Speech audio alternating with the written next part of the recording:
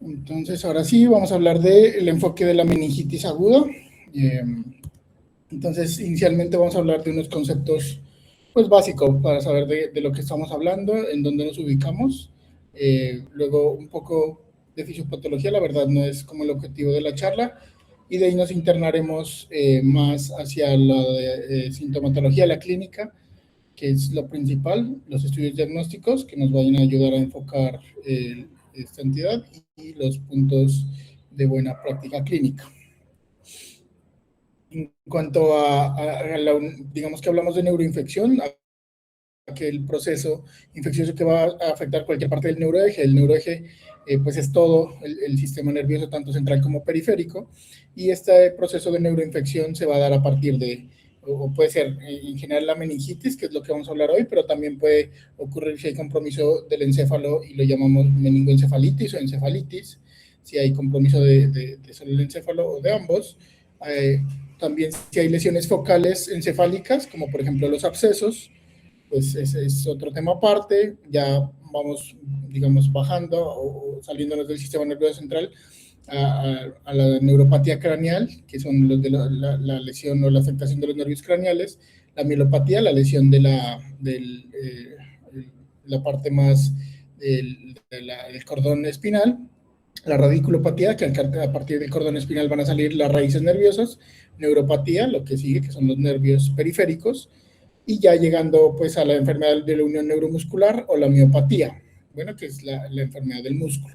Hoy vamos a hablar solo de meningitis. Bueno, en cuanto a la etiología, pues hay agentes de todo tipo. Los más frecuentes son los virus, las bacterias, en esta parte que es aguda, que ya es a partir de la temporalidad, pero también nos pueden afectar los hongos, los parásitos. Bueno, y pues van a tener algunos mecanismos diferentes de patogenicidad, como la invasión directa de los microorganismos, las neurotoxinas, la respuesta inmune pues, que del cuerpo se genere, todo eso va a causar daño.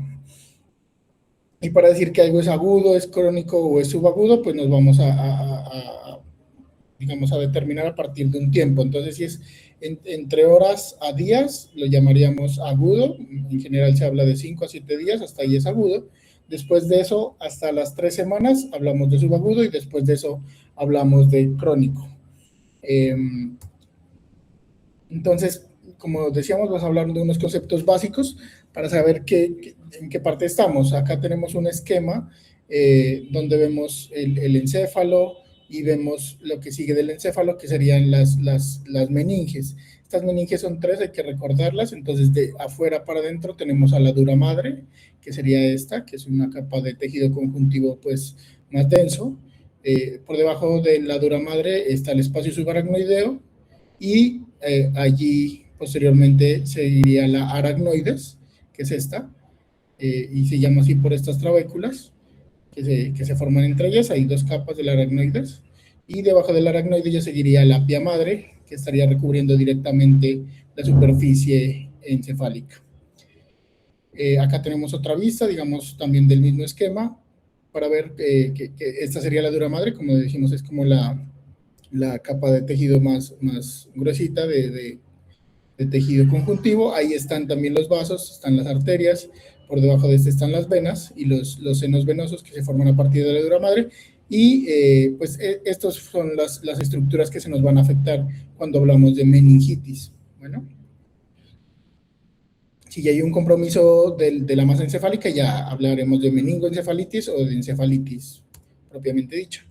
Entonces, como su nombre le dice, la meningitis es una inflamación de las meninges, que puede ser de distintas causas, ¿no? En este caso vamos a hablar de la meningitis infecciosa, pues por digamos, el grupo de interés, pero hay que saber que también hay otras causas de meningitis, como las autoinmunes, hay causas tóxicas, hay causas neoplásicas, bueno, hay diferentes causas.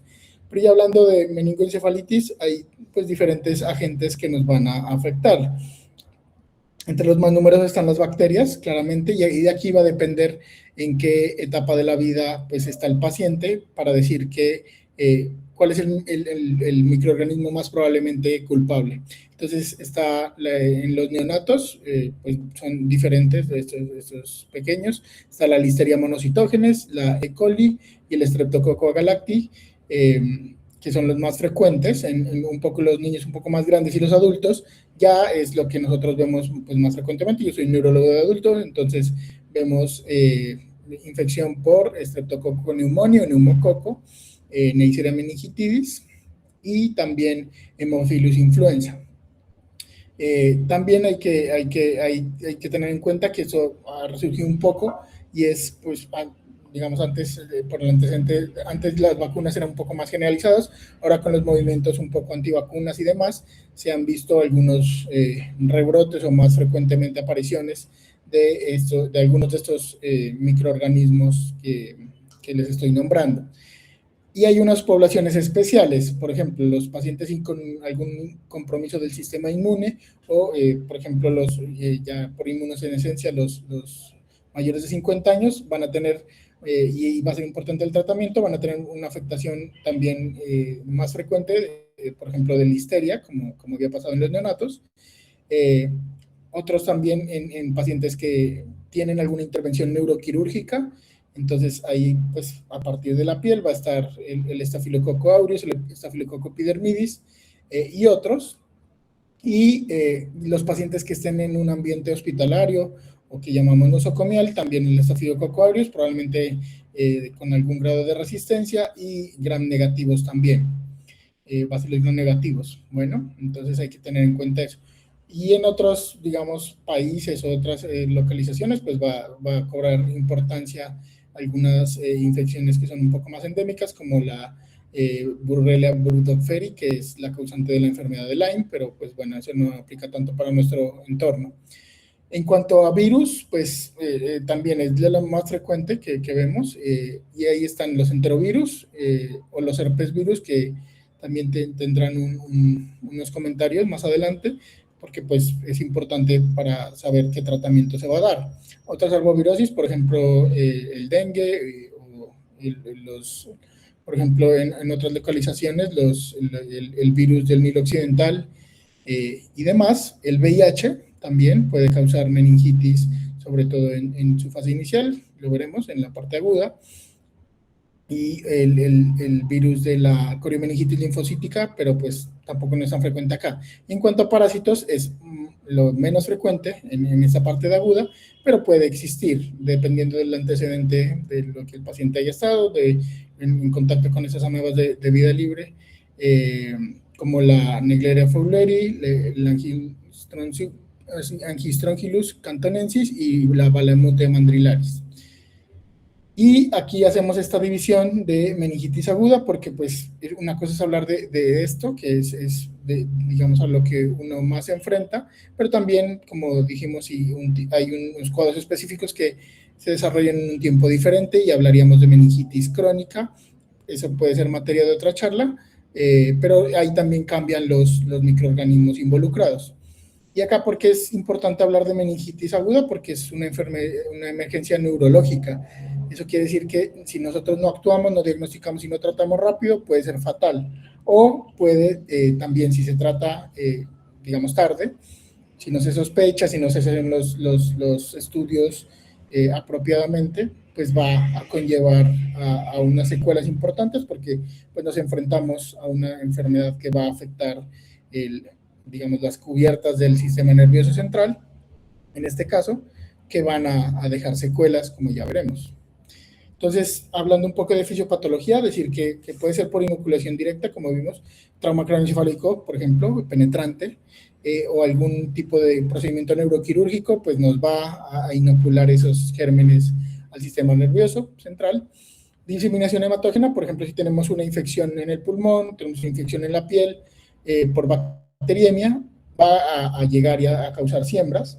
También una infección parameningia, y esto llamamos parameningio o focos parameningios, por ejemplo, la otitis media o la sinusitis, que si bien están separadas del sistema nervioso central, están muy cerca.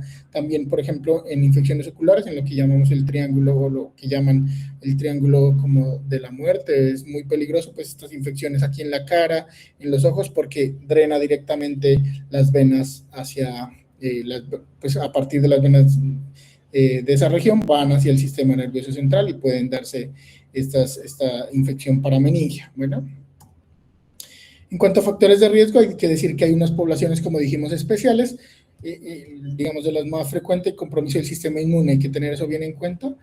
No es común que uno le dé una meningitis, si tiene su sistema inmune, pues bien, pero hay unas condiciones que lo van a hacer de mayor riesgo, por ejemplo, el VIH, la inmunodeficiencia primaria de cualquier tipo, las enfermedades autoinmunes en general van a afectar, aparte que estas enfermedades, y en otros casos también se usan medicamentos inmunosupresores como los corticoides, el trasplante de órganos, el cáncer, el trasplante también puede ser de órgano sólido o de médula espinal, la quimioterapia, el alcoholismo y la asplenia o la anemia severa. También la malnutrición causa un grado de alteración del sistema inmune, como decíamos, la falta de vacunas, también en niños y en ancianos, pero pues en general, si los pacientes pues, no se ponen las vacunas, van a tener un riesgo mayor, sobre todo de estos microorganismos encapsulados. Las neumopatías, también se ha visto que tienen mayor, digamos, riesgo, como el asma, el EPOC, la diabetes mellitus, sobre todo la que no está controlada, enfermedad renal crónica, y el uso de dispositivos intracraneales claramente pues va a aumentar el riesgo, como por ejemplo los pacientes que tienen derivación ventriculoperitoneal o que tienen algún tipo de dispositivo en el cráneo. Entonces va a tener un curso de enfermedad en general, como hablamos de agudo, entre 2 y 3 días. Sin embargo, cuando el agente causal es el meningococo, como ahorita estamos viendo, pues puede ser un poco más agudo, incluso llamaríamos como hiperagudo si se quiere, que es antes de 24 horas. Bueno, hay que tenerlo en cuenta. ¿Cuáles son los síntomas frecuentes? Entonces tenemos la fiebre en el 85% de los casos. En el 74% tenemos a la cefalea, una cefalea pues solo craneana, que tiene como esos signos de alarma de que no es similar a las cefaleas en pacientes que hayan tenido cefalea previamente. Es un tipo diferente, una cefalea persistente, y que no se dé con los analgésicos o que se dé parcialmente, pero no totalmente. La rigidez nucal, que puede ser incluso referida por los pacientes, no solo el examen físico, aunque ahí se puede comprobar, pero los pacientes lo pueden referir como un malestar, un dolor en la región del cuello, y la alteración del estado mental. Como vemos, digamos que son grandes porcentajes, aproximadamente 3/4 de los pacientes. Sin embargo, sí, pues vemos que se nos quedan algunos pacientes por fuera, pero si agrupamos eso, digamos, los 4 síntomas, que son, antes se decía que esta era la triada, pero ya se le agrega la alteración del estado mental. Cuando los pacientes tienen los 4 síntomas, pues solo el 45% los va a tener, pero si tienen 2 de los 4 síntomas, el 95% lo va a tener.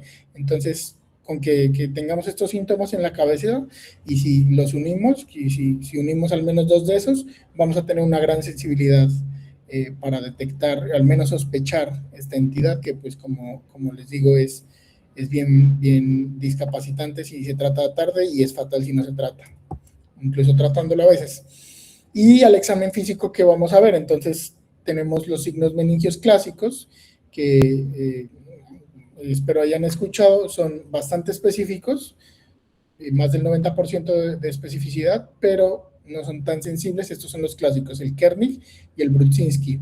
El Kernig es ese signo en cual el paciente está acostado y yo al examinar le levanto le flejo el muslo y después hago una flexión también, una extensión, perdón, de la pierna, ¿sí? Y esa extensión de la pierna causa, digamos, no se puede lograr o causa dolor en el paciente. Y pues da el dolor como en la región de la espalda y en la nuca especialmente.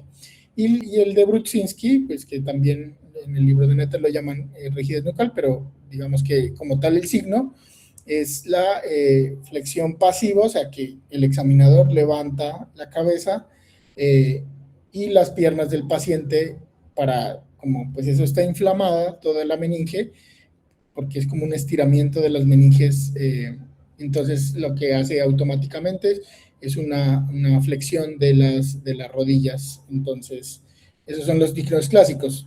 Más o menos tiene una, como les digo, una buena especificidad, más del 90%, pero tiene una sensibilidad que no es muy buena, que puede estar entre el 33%. También últimamente se ha descrito esta maniobra, que es la acentuación de sacudida o jolt accentuation en inglés, y es básicamente mover la cabeza del paciente de lado a lado, y eso, si genera eso, dolor o molestia, pues es un equivalente, un signo meningio también descrito. Ese tiene una mejor sensibilidad, que ronda el 60%, es mejor que los anteriores y pues la misma especificidad. Bueno, entonces siempre tenemos que buscar estos 3 signos meningios. Hay otros signos también como que no son signos meningios como tal, pero son como equivalentes. Por ejemplo, cuando al paciente se le hace un fondo de ojo, se le aplica la luz, pues los que tienen irritación meningia causa fotofobia, porque recordemos que pues los ojos son la continuación del sistema nervioso central y también tienen pues una parte de esas meninges que llegan hasta allá, entonces también van a estar irritadas. Entonces si yo lo estimulo con luz y le molesta la fotofobia, pues también es equivalente a un signo meningio. Bueno, otros también describen la presión sobre los ojos directamente, y si eso pues causa un poco de dolor también. Bueno, hay unos síntomas, digamos, sistémicos asociados, ya hablamos de la fiebre, que puede no estar presente en todos los pacientes, como vimos. En pacientes específicos como inmunocomprometidos en extremos de la vida, la fiebre puede no estar, o no estar tan, digamos, tan persistente todo el tiempo. Cambios cutáneos, hay que sospechar en pacientes que tienen un rash púrpura, sospechar meningococo, ya veremos una imagen, o rash vesicular en pacientes con zóster. Pues como esto también, como les dije, como la fisiopatología pues es distinta, entonces depende de dónde venga. Si tiene un compromiso pulmonar hay que sospechar, no usualmente tanto en aguda, pero puede, si la agarramos muy temprano, en tuberculosis o en neumonía, también en micosis. Y si, por ejemplo, el paciente tiene una cardiopatía debido a una endocarditis bacteriana, también pues es algo asociado al cuadro neurológico a partir de esta afectación distinta, ¿sí? Gastrointestinales también el citomegalovirus, y en lesiones genitales pues el herpes simplex. Cada un ejemplo del rash meningocócico, eso sí hay que llevárselo en la cabeza, porque si uno lo ve, pues sí hay que sospechar de una esa etiología, y es importante pues el aislamiento, ¿no? En todos estos casos, y la rápida identificación y instauración del tratamiento. Y las lesiones herpéticas, tanto en herpes simplex cuando son genitales, o en herpes zóster también, en los dermatomas pues afectados. Pacientes que tengan neumonía y tengan este cuadro que hablamos, que nos haga sospechar meningitis, pues por ahí puede estar también la identificación del patógeno y de dónde viene el cuadro. Y este es un ejemplo de una vegetación debida pues a una endocarditis bacteriana vista en un ecocardiograma. En cuanto a estudios diagnósticos, entonces, si bien pues se hacen, ¿no?, todos los estudios sistémicos, se hace cuadro hemático, ahí podemos ver alguna reacción leucocitaria. Específicamente para este cuadro, pues hay que estudiar el líquido cefalorraquídeo, hay que hacer una punción lumbar. Idealmente se va a realizar, pues, con una tomografía de cráneo simple si se tiene a la mano, pero hay que tener en cuenta que la tomografía, pues incluso ni la punción lumbar debe retrasar el inicio del tratamiento. Si no tenemos TAC de cráneo y se examina el paciente y no hay digamos, una alteración focal al examen físico, o no hay otras cosas con las que haya tenido el paciente, por ejemplo, si tiene más de 60 años, si está inmunocomprometido, si no tiene una historia de una enfermedad neurológica previa, si no se presentó con una crisis epiléptica, de la cual ya hablaremos como un compromiso más encefalítico, o no hay alteración del nivel de conciencia, podemos hacer una tomografía de cráneo sin problema. Bueno, entonces estos son los factores de riesgo para que si hace una tomografía presenta alguna alteración que no nos permita hacer la punción lumbar. Pero si no presenta ninguno de estos, en general si presenta los síntomas previos, signos meningios, los tiene o no, yo sospecho que es meningitis, no tiene nada de esto, el examen físico, digamos que no tiene ninguna alteración focal, al examen neurológico, hago la punción lumbar sin problema. El riesgo de herniación es muy bajo. Bueno, entonces costo-beneficio probablemente es mejor. Si se tiene la tomografía de cráneo, pues claramente se va a realizar, no toma mucho tiempo, ¿no? Como les digo, no debe retrasar el inicio del tratamiento. Y entonces vamos al líquido cefalorraquídeo, hacemos la punción lumbar, lo primero que se va a hacer es medir la presión de apertura, eso se hace con una extensión de anestesia, si se tiene, pues hay algunos que tienen la manera de medirlo, en general lo más frecuente es que se mida, digamos, como se mide con una regla, pues, o con un metro, y lo normal es hasta tener, en general es de 5 a 20 centímetros de agua, pero si esto pues es mayor, hablaríamos de un aumento de la presión intracraneal o intratecal. Y se debe hacer porque pues en otros casos, no tanto en la aguda, pero en general va a salir elevada, ¿no? Pero dependiendo de la etiología puede salir incluso más elevada que otras y eso pues incluso puede ser terapéutico, hacer punciones seriadas. Pero bueno, siempre medirlas, ese es el mensaje.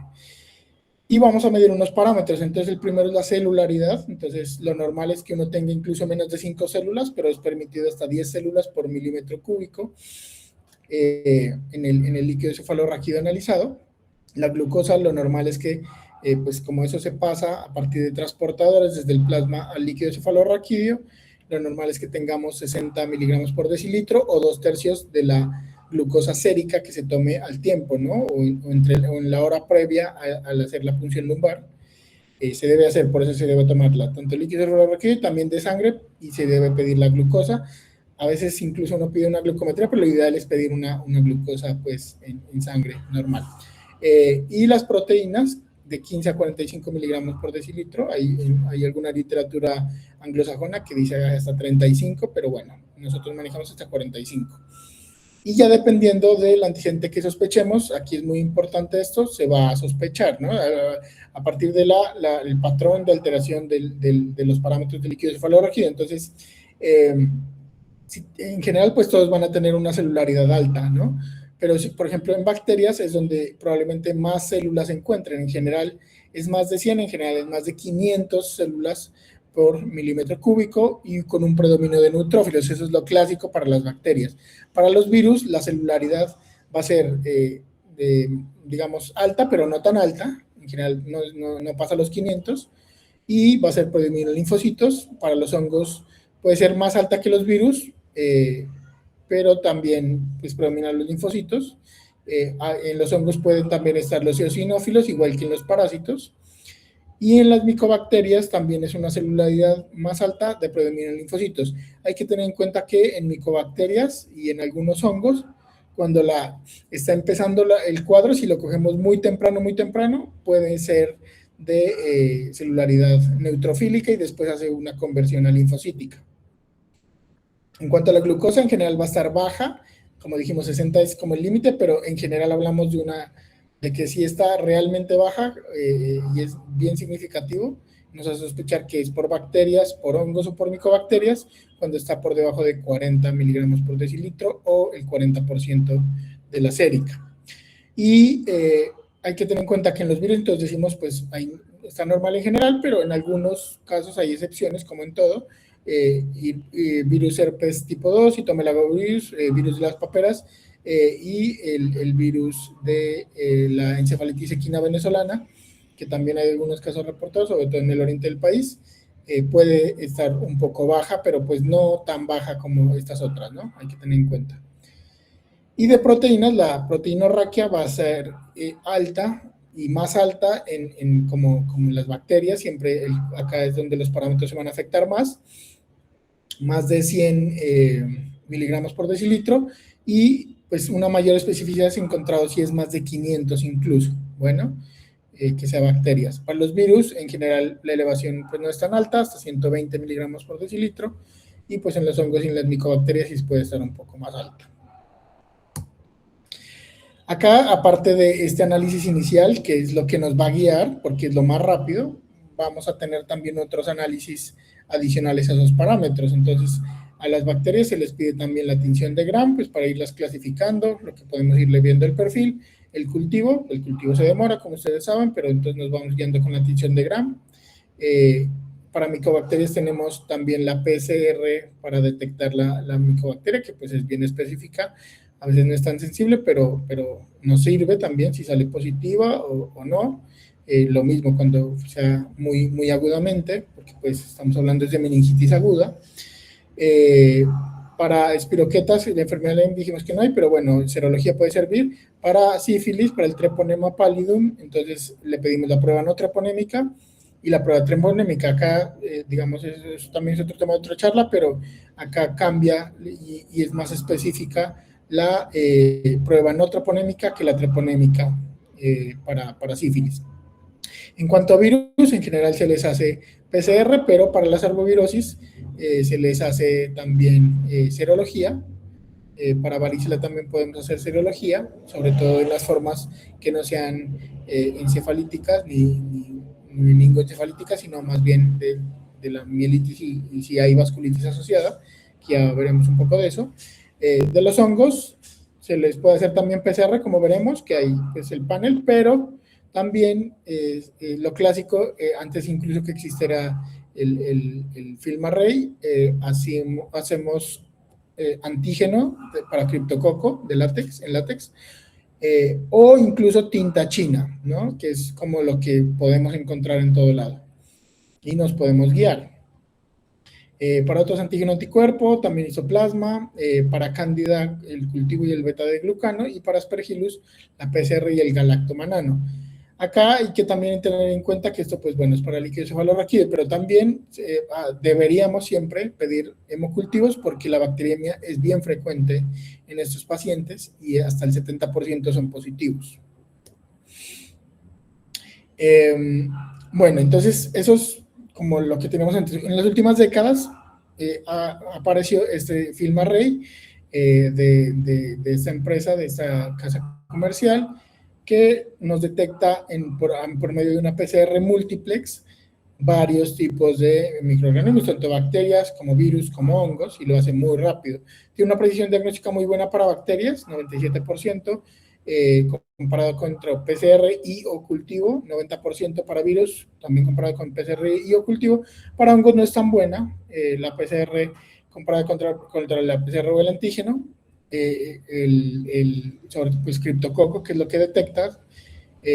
Ahí sí, por eso es que no, acá llegamos como a una conclusión, es que no se debe usar como una técnica aislada que digamos, ignore a todo lo previo que les comenté, porque son complementarias más bien. Esta pues sale muy rápido, digamos que la obtenemos muy rápidamente, nos detecta todos estos gérmenes que vimos, pero son complementarias. Entonces, si acá, por ejemplo, ya vimos que para virus y para bacterias tiene un muy buen rendimiento, pero hay unos peros, ¿no? No evalúa tuberculosis, no evalúa sífilis, no evalúa para la Borrelia burgdorferi para Lyme, tampoco evalúa estafilococos y tampoco va a evaluar gram negativos, por ejemplo, en pacientes que tuvieron intervenciones quirúrgicas, neuroquirúrgicas, o que tienen, se sospecha, pues, alguna etiología de estas. Probablemente no sería lo mejor solo guiarnos por el film array, es complementario. Y pues eso ya será tema de la siguiente charla, no va a ser, no evaluar nada de la susceptibilidad antibiótica, pero pues complementario, ¿listo? En cuanto a, digamos, algunos apuntes de esto, por ejemplo, la PCR para herpes virus, la PCR sola probablemente puede ser, incluso se puede pedir, si sospechamos herpes, ¿sí? Y el film array no sale negativo, incluso podemos repetir la PCR sola para herpes, porque incluso se ha visto que tiene un mejor rendimiento, ¿sí? Y también se ha visto que también cuando se realiza estos PCRs, para herpes va a ser más sensible en los primeros 3 días de la enfermedad. Entonces esto, obviamente, como dijimos, esto hay que hacerlo rápido. si se tiene estas técnicas hay que hacerlas rápido. Hay que tener en cuenta que el herpes virus tipo 2 va a causar más comúnmente meningitis o la inflamación de las meninges, y puede ser recurrente, la llamamos meningitis de Mollaret, que son meningitis que antes se llamaban, pues son asépticas, pero pues sí se ha visto que la causa es este herpes virus tipo 2, y hay que sospechar infección genital, ¿no? O pues por esa vía fue que de pronto la adquirió. El herpesvirus tipo 1 causa más comúnmente también encefalitis o meningoencefalitis, entonces ahí vamos viendo algunos cambios. Y varicela zoster puede darse pues con el rash que vimos, con el rash, con las vesículas. También acá es importante que el zóster causa vasculitis y puede dar ataque cerebrovascular isquémico hemorrágico por una vasculitis infecciosa. Entonces, son algunos diferenciales entre etiologías. Y estos virus gastrointestinales, como el enterosvirus, ecovirus y coxsackie-virus, se van a asociar a un prodromo respiratorio o gastrointestinal, y en general son autolimitados. Para estos virus, pues el tratamiento es básicamente de sostén. En cuanto al VIH, se avisó que el momento de la seroconversión es donde se puede dar esta meningitis aguda, se puede acompañar de un cuadro pseudogripal o gripal, y pues en general, como es la seroconversión, pueden salir las pruebas de anticuerpos negativas y se requiere realizar una carga viral. Otros, pues lo vimos en la pandemia, SARS-CoV-2, también otros como la virus de la corimeningitis linfocítica, de la paperas y del Nilo occidental y de la encefalitis equina venezolana también son causantes. Y el tratamiento, entonces, para estos virus específicamente va a ser de aciclovir, 10 miligramos cada 8 horas, intravenoso, solo para herpes simplex y para varicela zoster. Puede ser también para herpes virus tipo 6, así como el ganciclovir, y el ganciclovir también nos va a servir para citomegalovirus. Para los otros demás virus, pues en general no se ha visto que sea efectivo el tratamiento, ni que cambie como los desenlaces más bien. Hay etiología parasitaria, como dijimos, es mucho menos frecuente, hablando de meningitis aguda, las amebas de vida libre, Naegleria fowleri y Angiostronchilus cantonensis. El tratamiento, pues, bueno, o sea, para decirles que estos microorganismos, pues, son de un cuadro clínico bastante fatal, bastante, digamos, agresivo. En general, pues llevan al fallecimiento del paciente si no se actúa rápido. En general, el tratamiento es anfotericina B o miconazol intravenoso o intratecal incluso, o sea, adentro del espacio tecal, incluso se le hace una punción lumbar y por ahí se le administra el tratamiento, o pues si el paciente tiene un dispositivo como una derivación ventriculoperitoneal, por ahí se puede administrar el tratamiento, pues son un poco medidas más agresivas y desesperadas por la agresividad del cuadro. Y la encefalitis granulomatosa por otras parásitos como la Balamutio mandrilaris y la cantamoeba. El tratamiento es pentamidina, sulfadiazina, fluconazol y claritromicina. Entonces, bueno, esos son un poco menos frecuentes. De los estudios diagnósticos diferentes a el líquido cefalorraquídeo, vamos a tener el otro pilar fundamental que son las neuroimágenes, y en el caso de las infecciones lo que nos va a servir mayormente son las resonancias. Entonces lo primero que vamos a ver es una inflamación leptomeningia. Lo normal es, como ustedes ven por ejemplo en esta imagen que estoy señalando, es el espacio que es el espacio subdural que vimos, digamos libre, solo va a haber líquido, ¿no? Eso es lo que esperamos. Lo mismo que acá, que es este es un T1 que llamamos, que es una imagen anatómica, la sustancia gris se ve gris, la sustancia blanca blanca.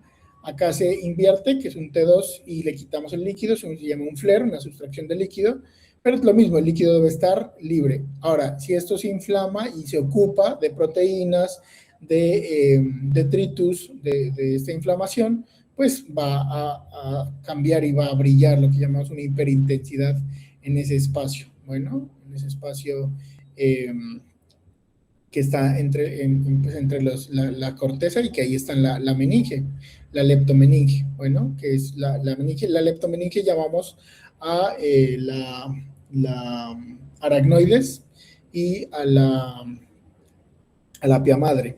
La otra, la paquimeninge, que paqui por gruesa, es la dura madre, que pues es la más gruesa, como les dije. Entonces, lo primero es esa ocupación e inflamación del espacio leptomeningio y del espacio subaracnoideo. Y también tenemos pues lesiones de sustancia blanca. Acá sí hay un compromiso del sistema ventricular, porque pues todo eso se conecta por los agujeros de Luschka y de Magendie entre las cisternas y el espacio ventricular. Incluso si eso pues es como un drenaje, y si eso está lleno de basurita, de detritus, se tapa y da esto que es, estos espacios no se deberían ver así de dilatados, ¿no? Los ventrículos laterales, ni los cuernos temporales de los ventrículos laterales, y eso sí, ya es una hidrocefalia incluso por falta de drenaje, ¿no? Acá sí vemos, estas son imágenes, como les decía, de FLAIR, que es que es un T2 que le sustraemos el líquido para ver inflamación, que para eso nos sirve, una de las utilidades. Y el otro, este es un T1, que es este mismo, con contraste, y ahí lo que vemos es que se pintan porque está inflamada esas meninges, la leptomeningia que se mete entre los surcos cerebrales. Bueno, eso no es normal, se ve incluso como si fuera como un árbol de Navidad, lo describen, por esa inflamación. Lo que se debería ver es por ahí un vasito, porque pues pinta el contraste, que es lo normal, pero no así de metido entre los surcos la inflamación. Incluso cuando ya hay pus como tal en los ventrículos, esta es otra imagen que se llama difusión, que lo que mide es digamos, difusión, valga la redundancia, de las partículas de agua, cuando eso no es solo agua, sino es un material que restringe la difusión, o sea, que no pasa el agua y no se mueve libremente, va a dar estas imágenes que nos ayudan a localizar. Entonces ahí vemos que hay básicamente pus dentro de los ventrículos, pus entre los surcos cerebrales, entre los giros, y en otros casos, por ejemplo, que puede pasar con zóster o en otros cuadros como en tuberculosis, puede dar incluso infartos cerebrales por inflamación de los vasos que están en ese espacio, se inflaman, se tapan, se trombosan y causan estos infartos que también restringen a la difusión. Entonces, eso todo lo podemos ver en resonancia. Acá en este caso, para mostrarles que hay unos espacios para que recuerden neuroanatomía, que se llama de Virchow-Raban, es donde entran las arterias hacia la corteza, y eso está rodeado de líquido pues, cefalorraquídeo, y si eso se ocupa de pus por esto, pues también se va a ver en la difusión. Bueno, pues ahí están como dibujaditos. ¿Listo? En otros casos se pueden dar lesiones del cuerpo calloso. Eso pues tiene otras etiologías, pero bueno, acá era para mostrarles más que todo esa ocupación de esos espacios. Incluso pueden haber complicaciones de la meningitis, como una colección ya de pus, como si vemos, esto es una resonancia con contraste. Este es un FLAIR post-contraste, y lo que vemos es que aquí restringe esta ocupación. Si lo ven, esto está más grueso. Se le hace una secuencia de difusión, y ahí básicamente lo que hay es una colección purulenta subdural. Bueno, y también, pues como vimos que se inflama la leptomeninge, también se puede inflamar la paquimeninge, que es la dura madre, que si lo vemos aquí está rodeada, digamos que se ve muy gruesita, muy inflamada, que pues eso no es normal, ¿no? Y acá si hacemos un corte coronal a este nivel, vemos tanto la paquimeninge inflamada, que se ve toda, y la colección subdural de pus. Bueno. Ahora pasamos, digamos, al tratamiento. Ya sospechamos la meningitis. La resonancia, pues eso claramente no se la va a hacer en ese momento. Ya el paciente debe estar con tratamiento, porque dijimos que si se retrasa, pues el paciente o se puede morir o puede tener unas secuelas neurológicas muy graves. Entonces, se debe iniciar el tratamiento con antibióticos de manera empírica. Entonces, para adultos, que es lo que pues, estamos tratando, entonces, cefalosporinas de tercera generación para cubrir Neisseria meningitis y estreptococo neumonio, neumococo y meningococo. Y si hay eso lo hablará Jorge en la próxima charla, pero si hay una sospecha o hay un perfil epidemiológico de resistencia de neumococo a estas cefalosporinas, se debe agregar vancomicina. Ampicilina si sospechamos que hay un compromiso por listeria monocitógenes, como vimos, inmunocompromiso, extremos de la vida, alcoholismo, etc. Cefepime, ceftazidima y meropenem si hay una etiología nosocomial para cubrir pseudomonas aeruginosa, y pues aciclovir ya vimos en qué casos, ¿no? Para herpes simplex y para ganciclovir pues para citomegalovirus. Esto importante, pues esto se instaura de manera empírica y damos como pues ambos, esto al tiempo según pues, el perfil del paciente, pero si ya lo descartamos por los estudios de líquido cefalorraquídeo, por ejemplo, como vimos el panel o las PCRs pues por aparte, pues o no es sugestivo el cuadro, por ejemplo, no hay compromiso encefalítico, que es un poco más probable cuando hay herpes simplex, pues no, se le debe retirar el aciclovir, no se debe dejar. Ese tratamiento empírico pues se va a, digamos, ajustar dependiendo de los resultados que van saliendo de los estudios microbiológicos. Estas son las dosis, entonces ahí tenemos de ceftriaxona, 2 gramos cada 12 horas, vancomicina por kilo, 15 a 20 miligramos por kilo, cada 8 a 12 horas. Acá vamos viendo que aparecen otras cosas que no son antibióticos, que son los corticoides, y ya vamos a hablar de eso. Y pues si sospechamos la listeria, por ejemplo, acá en estos factores de riesgo, se le agrega ampicilina 2 gramos cada 4 horas. Y si es alérgico, pues trimetoprim. Si hay procedimiento neuroquirúrgico, alguna de estas sospechas de que es nosocomial, vancomicina, y pues puede ser otro antipseudomónico beta-lactámico. Y pues para niños, digamos que la cosa es un poco similar. Entonces, hablando de la duración de los días, en general va a ser, pues dependiendo de lo que se vaya detectando. Ya para el día 5 o 6 ya tendríamos que tener algunos resultados más específicos, pero en general está entre 10 y 21 días, ¿no? O 14 y 21 días. Acá, por ejemplo, el estafilococo, depende si el paciente pues, tiene un foco ahí persistente, si es una endocarditis, en general incluso pueden llegar a ser 42 días. Y ya pasamos los antibióticos, que hay que hacerlo rápido, incluso se dice que eso en la primera hora cambia el pronóstico del paciente, pero al tiempo o incluso un poco antes de la aplicación del primer antibiótico, se debe en algunos casos administrar el esteroide, la dexametasona, a dosis de 0.4 a 1.5 gramos por kilo día, dividido cada 8 horas o cada 6 horas, por 2 a 4 días, en general son 4 días. En diferentes estudios, estas son dosis de diferentes estudios, en otros países se usa betametasona, y esto se ha visto que nos sirve para el caso del neumococo en reducir la mortalidad en los adultos, y para niños reduce la secuela, que es una de las más frecuentes, que es la hipoacusia, pues porque se inflaman, la destrucción, etcétera, sobre esos nervios craneales, como el nervio esteatocústico, pues va a causar hipoacusia.